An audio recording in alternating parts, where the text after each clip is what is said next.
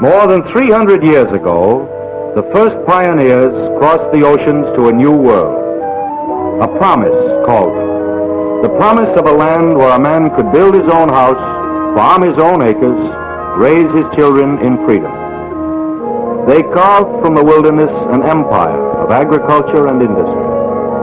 They set for themselves new and higher standards of living. And yet, in one of the great river valleys of America, something went wrong.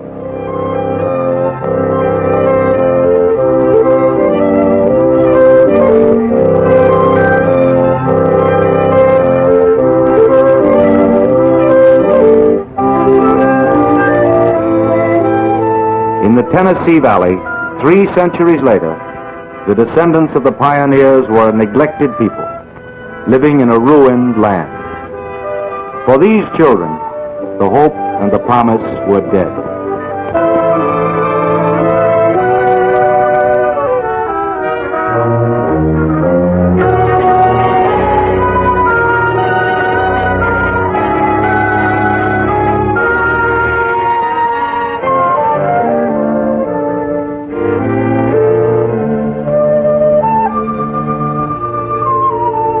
Even the older men had forgotten that the valley had once been bright with promise and with hope. Horace Higgins was one of the many who had given up the fight. "What's the use?" he said. "You fill up those gullies and the first rain washes it away. It's the same with all the land round here. It may have been good land once, but it's bad land now."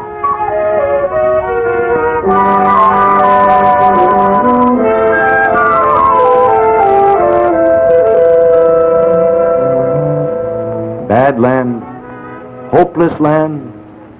Henry Clark wondered. Erosion, the scientists call it. The eating away of the soil. A destruction which began innocently when the early settlers cut down the forests. When the farmers, out of ignorance, plowed straight furrows down the hillsides.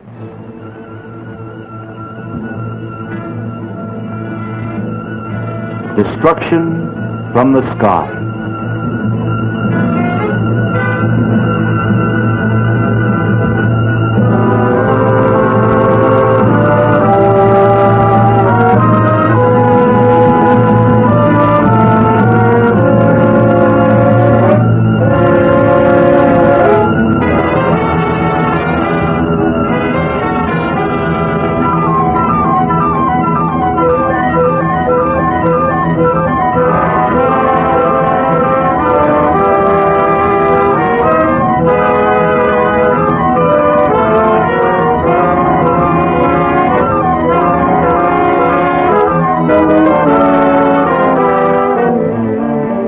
This is the way it was, year after year, in a forgotten part of the United States. This was the havoc caused by greed and neglect, and men working alone and unaided against the forces of nature. Farms, towns, industries smashed, hundreds drowned, thousands made homeless. The energies of the river running to waste, the energies of the people, too. Henry Clark's trouble was the trouble of 3 million Americans in the Tennessee Valley. It became the direct concern of 130 million Americans in the 48 states, a challenge to democracy and its ability to care for its own. The valley of the Tennessee River lies in the southeastern United States. It covers an area of 40,000 square miles, nearly as large as England. It was a problem of reconstruction, reconstruction of land, reconstruction of people. Democracy met the test. It found the men to supervise the job. James P. Pope, United States Senator from the West. Harcourt Morgan, President of the University of Tennessee, who had worked out an agricultural program for the whole area. David Lilienthal, administrator and champion of legislation for cooperative electric power, George Norris, a great American statesman, who long had dreamed of regional planning, of setting up a national experiment in one region which could serve as a yardstick for every region. This was the plan, to chain the river through a series of giant dams, checking the floods. To open it to navigation from its mouth to its headwaters.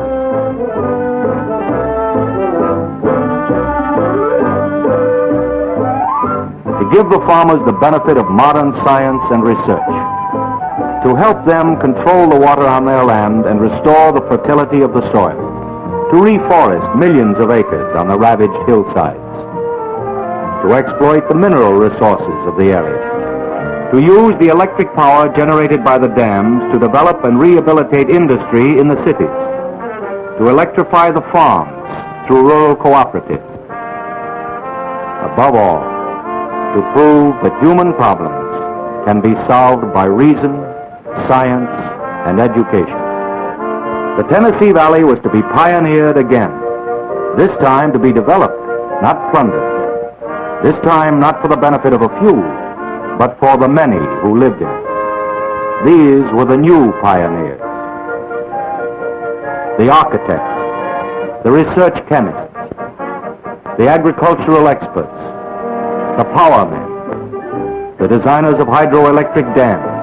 Their method was to control nature not by defying her, as in the wasteful past, but by understanding her and harnessing her in the service of humanity.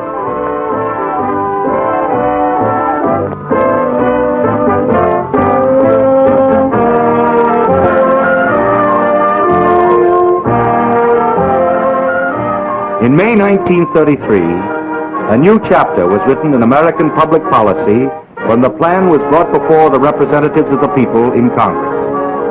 An act was passed creating the TVA, the Tennessee Valley Authority.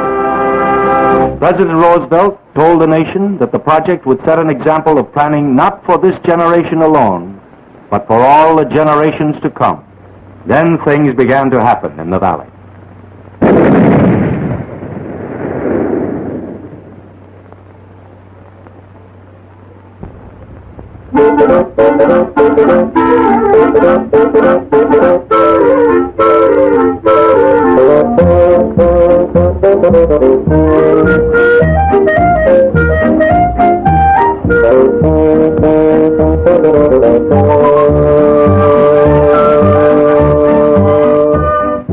To many of the valley people, the plan was an intrusion.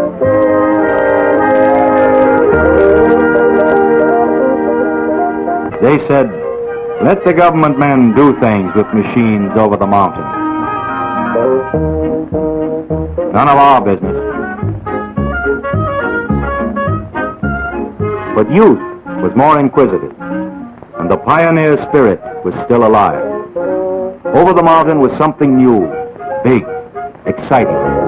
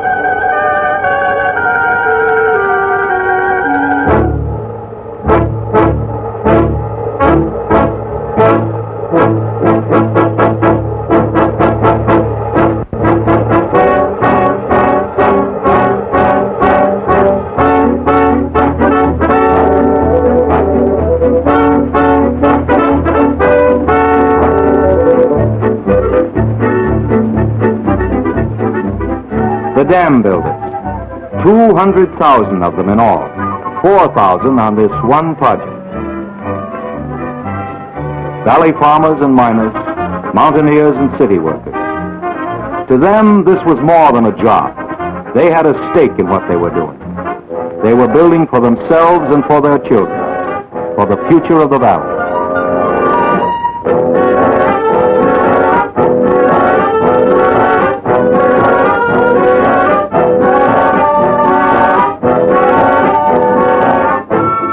As the months passed, the farmers started coming to the dams to see for themselves.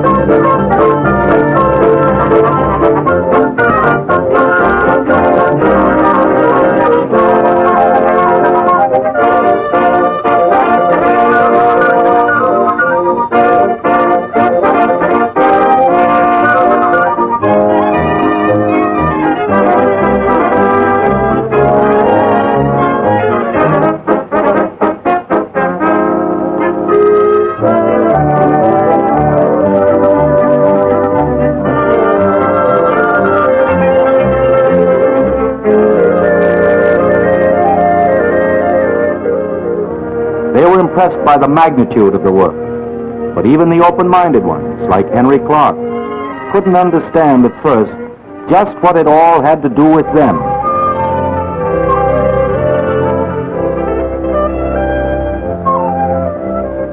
It was the business of John Warden, a TVA agricultural representative, to answer that. It has everything to do with the farmers, he said. The dams are just a beginning. Without the fullest cooperation of the people on the land, they're worthless.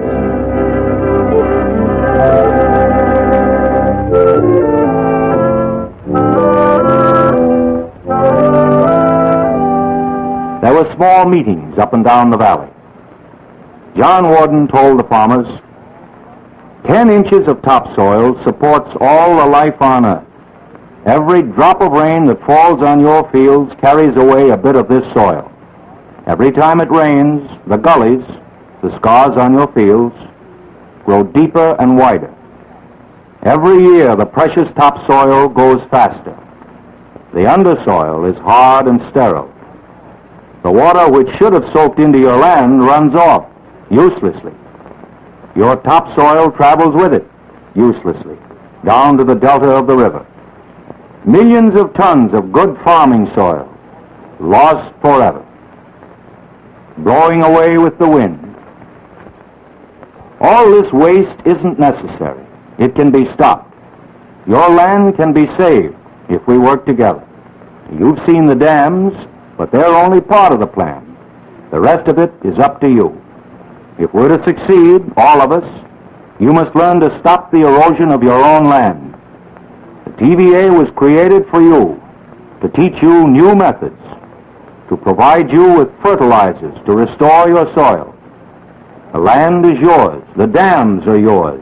The whole TVA is yours. We want you to use it. This is how you can become a part of the plan. We need volunteers to try out the new methods, to prove that they are the right ones. Thousands of farmers have already volunteered. How about you?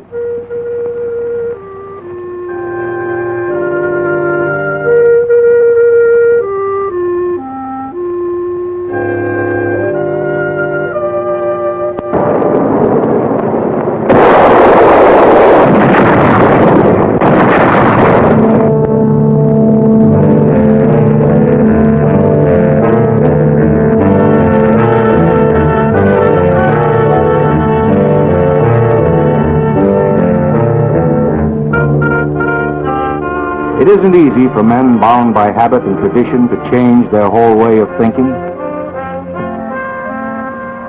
John Warden knew the farmers of the isolated back valleys. He had talked to hundreds of groups like this, and he knew they needed time.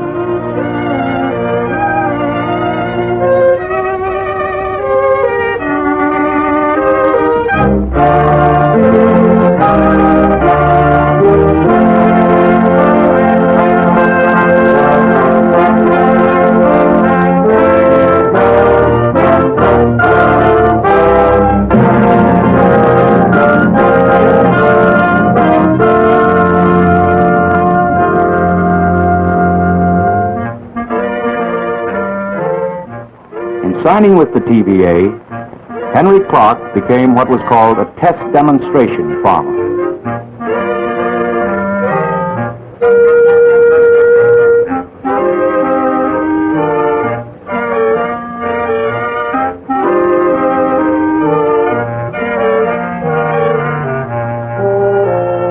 His farm, and thousands of others, were to serve as laboratories where the new methods could be tested and observed by all.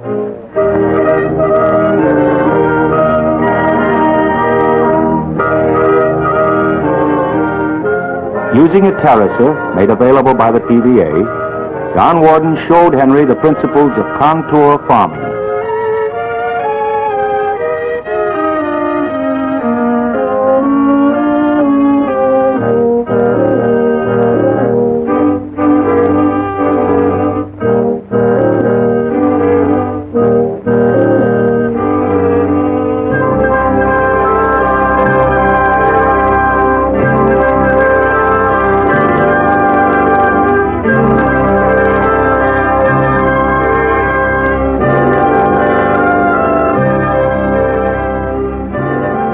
This was a radical departure from the old method of square farming.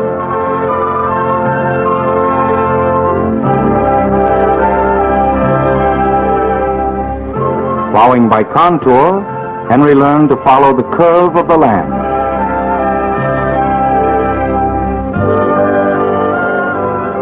No longer could the water run down straight furrows. The curves held it on the land. Then, to put life into the exhausted soil, Henry used a new phosphate fertilizer developed by the chemists from ore found in the region.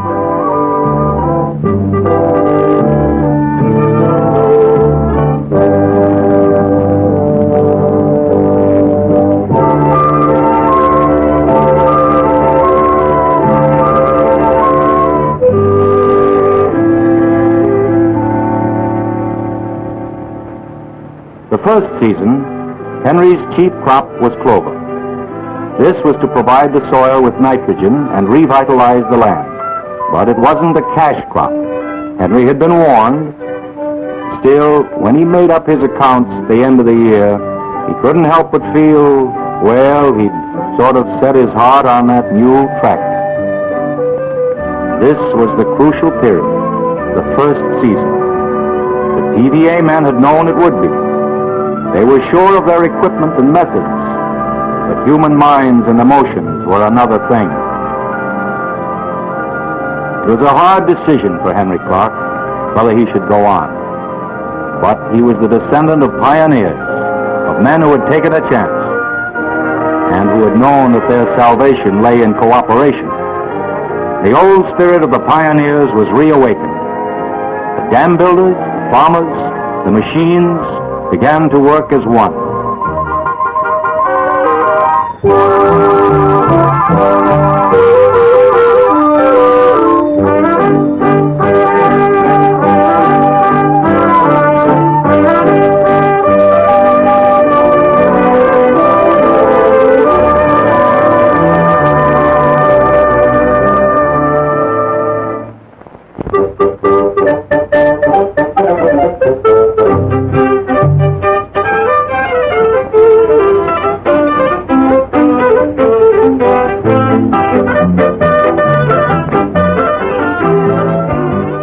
By the next year, there were results.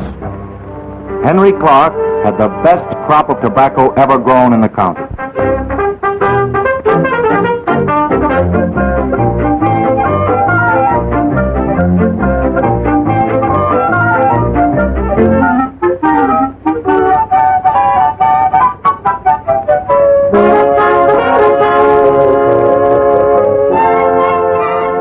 He was sending substantial quantities of food to market and giving his neighbors plenty of food for thought. They came to see the new fertilizer, the new methods, and the student became a teacher. In the Tennessee Valley that year, 30,000 other demonstration farmers became teachers too. For the next year's harvest, Henry and his neighbors had a threshing machine, especially designed by the TVA experts for this valley. Each group of farmers had a machine. Each farmer had an equal right to its use. No longer was it one man alone against the drought and the flood. For the first time, they were acting together, cooperatively, for a common purpose. And even more important, a change was beginning to come into their thinking. For the first time, they were thinking in terms of each other, what they could accomplish together by working together.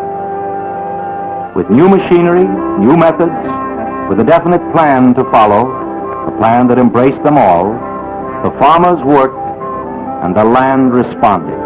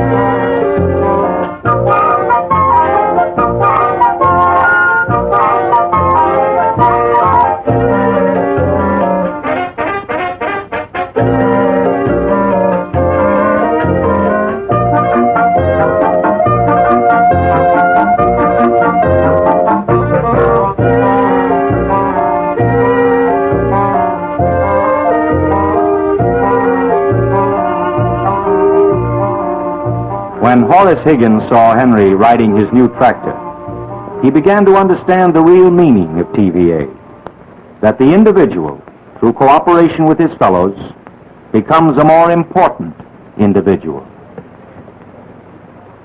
As John Warden says, when you develop people, you have something permanent.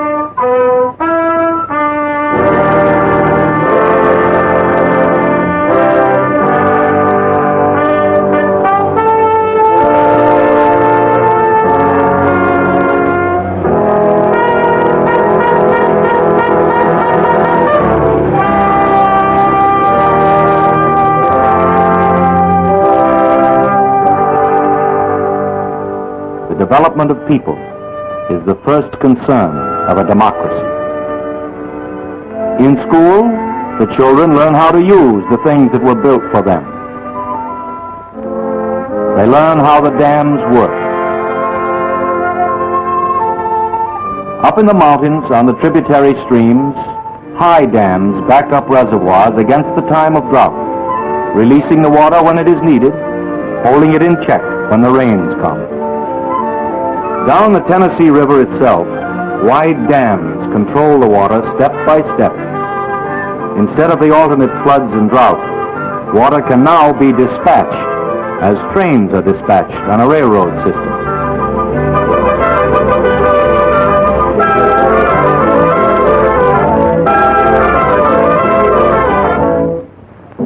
These are the symbols of a nation's constructive energy. Douglas, Guntersville, Cherokee, Wilson, Pickwick Landing, Chickamauga, Hiwassee, Fontana, Hales Bar, Watts Bar, Fort Loudon, Wheeler, Appalachia, Norris.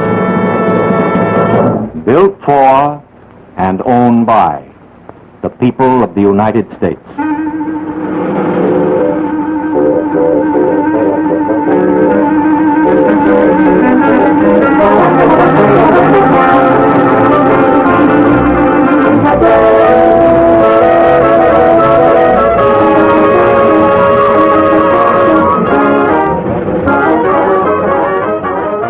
Day and night, in peace and war, the dams work for the people. Power for the factories, power for new industry, power to run 1 million machines, turning out aircraft, tractors, textiles, engines, shoes, fertilizers, aluminum, cheap and abundant power to light the cities and villages. Power for the farmers. Power that can be converted to 100 homely uses. Power working tirelessly, endlessly, raising standards, reducing drudgery. Power in the hands of the people.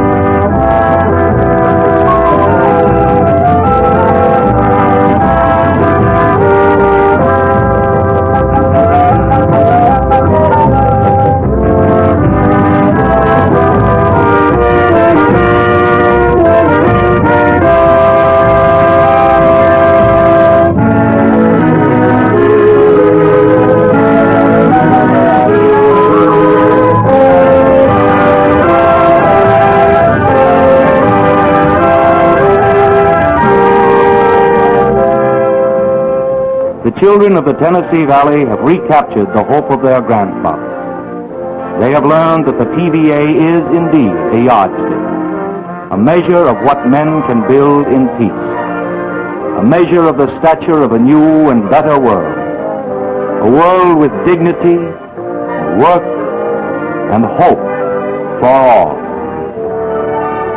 a world a child can walk into.